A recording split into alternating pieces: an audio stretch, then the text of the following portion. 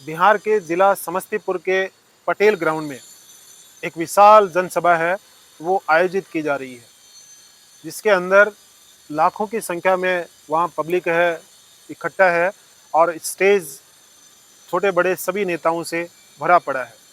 एक एक करके सभी नेता संबोधन देते हैं, बोलते हैं और अंत में जो उद्घोषक होते हैं वो अनाउंस करते हैं कि आज की सभा के सबसे बड़े लीडर, और तरह तरह की विशेषताएं लगा करके अनाउंस करते हैं कि अब वो आपको यानी पब्लिक को संबोधित करेंगे। पब्लिक की नज़रें हैं वो स्टेज की ओर गड़ जाती हैं, लेकिन कोई भी खड़ा नहीं होता है। सब आपस में इधर उधर देखते हैं, चर्चा करते हैं कि कौन खड़ा होगा, क्योंकि नाम अनाउंस हुआ था लालू प्रसाद यादव का, और वो इधर उधर अपनी गर्दन घुमा रहे थे स्टेज पर। अचानक से एक आईएएस ऑफिसर फैज़ आलम, जो कि वहाँ के जिलाधीश थे,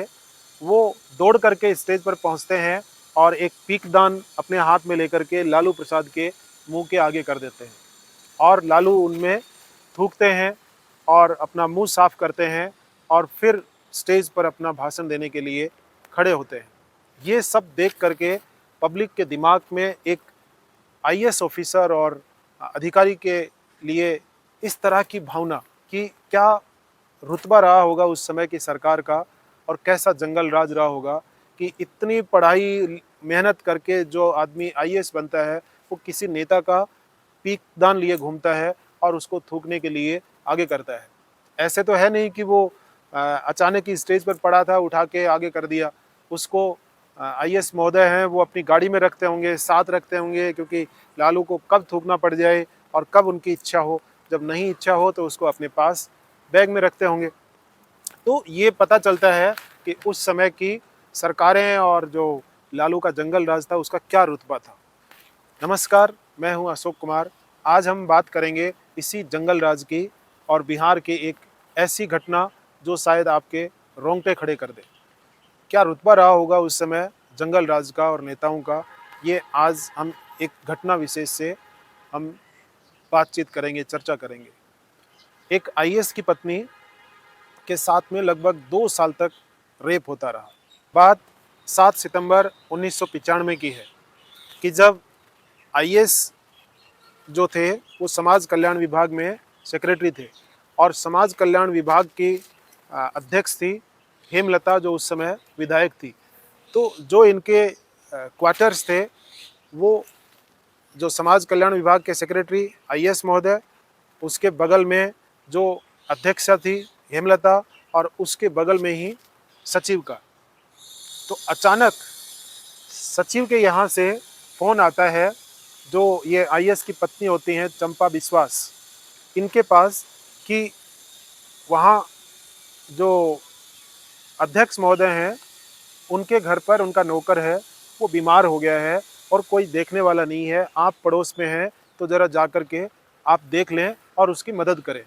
चंपा विश्वास ने यूँ ही समझा कि चलो, पड़ोस में रह रहे हैं और बोलना और ये सब अधिकारी हैं, आपस में बातचीत होती रहती है, तो वो जा कर के उसे चेक करती है। जो ही वो उस घर के अंदर जाके उस रूम में उस सोए पड़े नौकर को देखना चाहते हैं तो अचानक से दरवाज़ा बंद हो जाता है और चंपा विश्वास को वहीं पर दबोच लिया जाता है। वहाँ कोई नौकर नहीं था, बल्कि हेमलता जो विधायक थी, उनका बेटा वहाँ पर, जो बबलू यादव और उसका उर्फ मृत्युंजय यादव, जो वहाँ बहाना करके सो रहा था। और चंपा विश्वास जो आईएएस की पत्नी थी, उम्र उसकी लगभग 27 साल, और जो मृत्युंजय है वो 30 साल के लगभग उम्र का लड़का था। उसने उस महिला को वहीं पर दबोच लिया और उसके साथ वहशीपन से बलात्कार किया गया, उसके साथ बुरा बर्ताव हुआ, और ये सब सहन करते हुए उस औरत ने अपनी छटपटाहट में गेट खोलना चाहा, लेकिन बाहर से उसको कुंडी लगा दी। अब जब रेप होने के बाद वो बाहर आती हैं तो बाहर क्या देखती हैं कि कुर्सियों पर बहुत सारे और छोटे मोटे नेता और हेमलता, जो उस समय निवर्तमान विधायक थी, वो भी वहीं पर बैठी है। और जब उसको बुला करके चर्चा करते हैं कि आपके साथ जो हुआ है उसको भूल जाओ, यदि इसको आप बाहर कहीं पर बताओगे तो आपका फ़ोटो वीडियो भी निकाला है,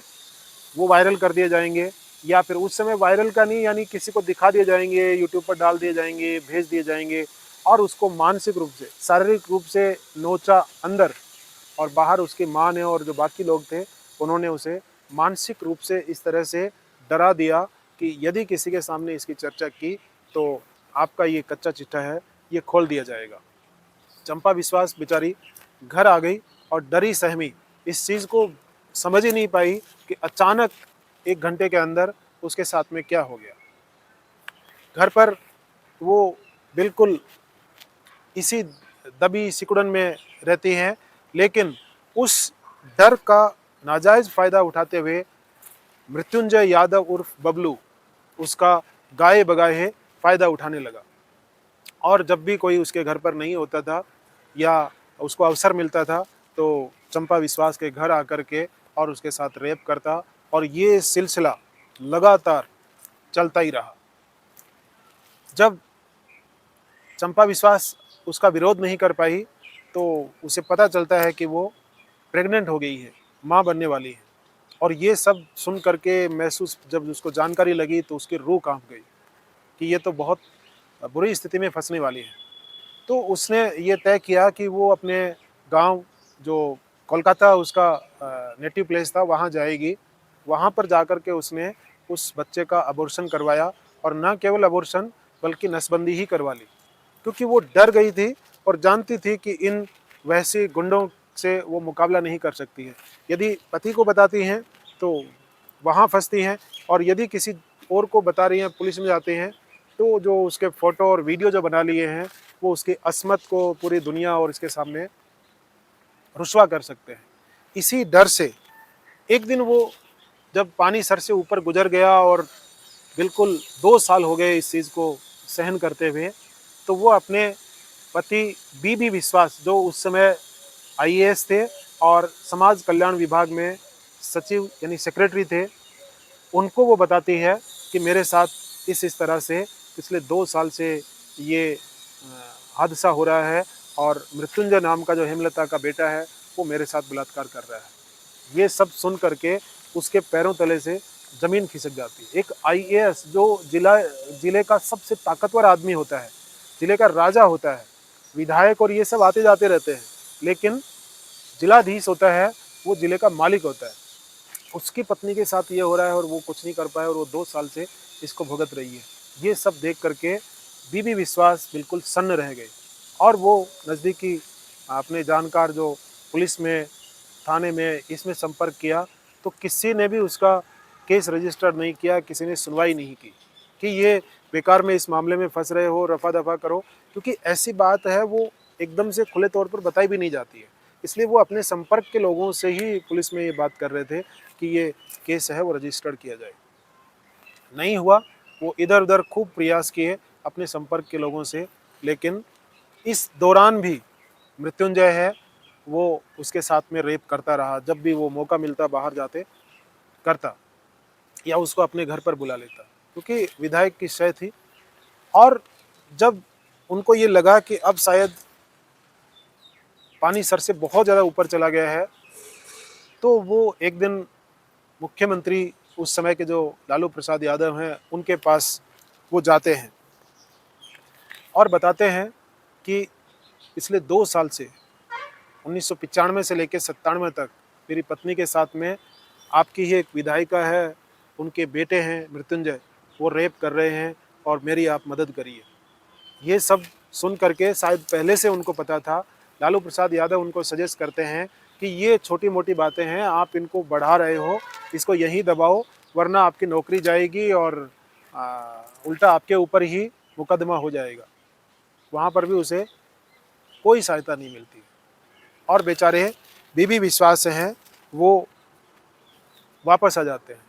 अब स्थिति इतनी विपरीत हो गई कि जब सामान्य आदमी के साथ ऐसा हो तो वो जाते हैं आईएएस ऑफिसर या कलेक्टर के पास में, लेकिन जब कलेक्टर के साथ में ही ऐसा हो तो वो क्या करे। डिप्रेशन में आ गए, और उसी तनाव के बीच में उनको एक रास्ता सूझा कि राज्यपाल महोदय, उस समय जो बिहार के राज्यपाल थे सुंदर सिंह भंडारी, उनको वो एक खत लिखते हैं कि मेरे परिवार के साथ में और मेरी पत्नी के साथ में ये हो रखा है। इस बीच उनको ये भी उस पत्र में लिखा कि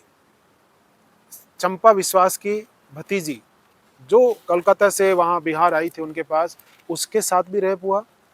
एक बार उनकी माँ चंपा विश्वास की, वो भी उनको कुछ लड्डू वगैरह खाने पीने के जो सामान जो देने के लिए वहाँ से बना करके लाई थी, वो देने आई, तब भी उसको अकेली पा करके उसकी माँ के साथ भी उसने रेप किया और उसके साथ वाले लोगों ने रेप किया, और 2 घर की जो नौकरानियाँ थी उनके साथ भी। मतलब उन्होंने उसको एक अखाड़ा बना दिया कि यहाँ पर जो भी आए वो इस काम के लिए मंजूर है। ये सब उन्होंने सुंदर सिंह भंडारी को जो राज्यपाल थे उनको लिखा, और उन्होंने इस मामले का संज्ञान लिया कि ये तो, उन्होंने पुलिस से इस चीज़ को रजिस्टर करने के लिए बोला। और उस समय जो विपक्ष के नेता थे, जब ये मामला उजागर हुआ और इसकी चर्चा हुई, तो उस समय बिहार में विपक्ष के नेता सुशील कुमार मोदी थे, जो भाजपा से चुने गए थे। उन्होंने एक प्रेस कॉन्फ्रेंस करके इस मामले को उजागर किया, और तब जाकर के मीडिया ने इसकी फेयर जो कवरेज की। इंडिया टुडे ने इसको बहुत अच्छे से उठाया, और पूरे जो नेशनल मीडिया में ये चीज़ आ गई। तब ये मामला कोर्ट तक पहुंचा, रजिस्टर्ड हुआ, उसके खिलाफ एफआईआर दर्ज हुई, और फिर जो मृत्युंजय है उसको गिरफ्तार किया गया, और उनकी जो माँ थी हेमलता, वो वहाँ से फरार हो गई। लेकिन 6 महीने बाद उसको भी गिरफ्तार किया, और लगभग 5 साल तक उनको जेल में रहते हुए जो ट्रायल है वो चलती रही। और अंत में ये निर्णय दिया कोर्ट ने, लोअर कोर्ट ने, कि 10 साल की सज़ा है वो मृत्युंजय को रेप और इस तरह की घटनाओं के लिए, और 3 साल की सज़ा है वो उसकी माँ को सहयोग करने, और क्योंकि वो एक संवैधानिक पद पर है और वो इस तरह के जघन्य अपराध को होते हुए देख रही है और उसमें शामिल है, उसको भी 3 साल की सज़ा है वो सुनाई गई। चूँकि वो 3 साल जेल में रह चुकी थी, इसलिए उसकी सज़ा पूरी हुई, और उसके बेटे को जो 10 साल की सज़ा हुई थी, उसमें से बची हुई 5 साल की सज़ा है उसे दी गई। और फिर लगभग 8 साल बाद में ये मामला फिर से उन्होंने हाई कोर्ट के अंदर ये मामला वो वापस लेके गए, और वहाँ पर हाई कोर्ट ने लोअर कोर्ट के फैसले को बिल्कुल उलट दिया। देखिए सत्ता की हनक क्या होती है कि जिसने 2 साल तक इसको भोगा, इतनी पीड़ा उसको सहन हुई, और राज्यपाल तक को इन्वॉल्व होना पड़ा। विधानसभा के जो उस समय के जो विधानसभा अध्यक्ष थे, उन्होंने भी जब इसकी चर्चा विधानसभा में हुई तो उन्होंने पक्ष लिया हेमलता का, कि मैं हेमलता के परिवार को और उनके बच्चों को अच्छे से जानता हूँ, वो ऐसा नहीं कर सकते हैं। एक संसदीय कार्य मंत्री जो होते हैं, संसद के अंदर जो विधानसभा अध्यक्ष होते हैं, उनके हाथ में पूरी सरकार होती है, लेकिन उन्होंने भी इसको साथ नहीं दिया। और जब हाई कोर्ट ने इसके फैसले को उलट दिया कि इस कारण का हवाला देते हुए कि 2 साल तक आपने सहन क्यों किया। एक आईएएस ऑफिसर जो पूरे जिले का मालिक होता है, वो पुलिस में संपर्क कर सकता था, वो कोर्ट का सहारा ले सकते थे, या फिर राज्यपाल को जल्दी लिख सकते थे। 2 साल तक आपने इसको क्यों झेला? यानी कहीं न कहीं आपका इन्वॉल्वमेंट था। एक कहानी ये भी चलती है कि चंपा विश्वास और मृत्युंजय के बीच में आपस में प्रेम संबंध थे, और जब वो शादी के लिए उसने दबाव दिया तो उसने मना कर दिया, और इसी के चलते उसने केस कर दिया। ये एक अलग स्टोरी है उसको वहाँ से बाहर निकालने के लिए, क्योंकि राजनीतिक लोग हैं, और वो कोई भी एक अपना जो जुडिशरी है वो इसी रूप से कलंकित है कि करोड़ों केस इसीलिए पेंडिंग है कि तारीख पर तारीख, तारीख पर तारीख मिलती रहती है, और झूठे गवाह खड़े करके लोग हैं वो केस जीत जाते हैं। यदि माना जाए तो केस को उलटने के लिए ही कोर्ट होते हैं, और वही चीज़ हुई चंपा विश्वास के साथ में। उनको न्याय नहीं मिला, बाद में वो बिहार से शिफ्ट होकर के दिल्ली आ गए। यहाँ भी ये जो कलंक था और ये जो डर था, इसने पीछा नहीं छोड़ा, और फिर समय बीतता गया तो बिहार से जब झारखंड अलग हुआ तो उनकी पोस्टिंग है वो झारखंड में की गई, वहाँ भी उनको सुकून नहीं दिया गया, और फिर वो वापस अपने कोलकाता वो चले गए।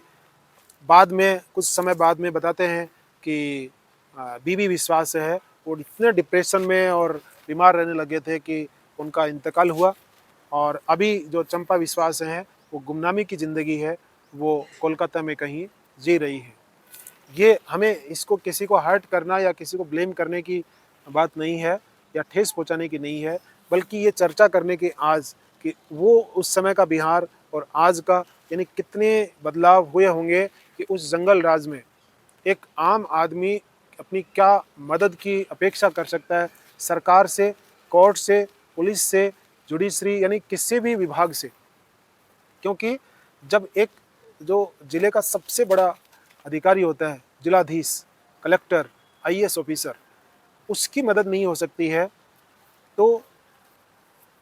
आम पब्लिक की क्या ही मदद हो सकती है। जब एक जिले का सबसे पावरफुल आदमी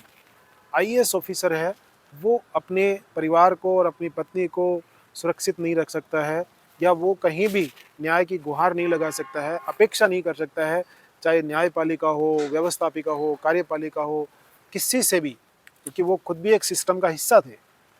तो आम पब्लिक है, उसकी क्या ही सहायता होती होगी। तो इस कहानी के ज़रिए ये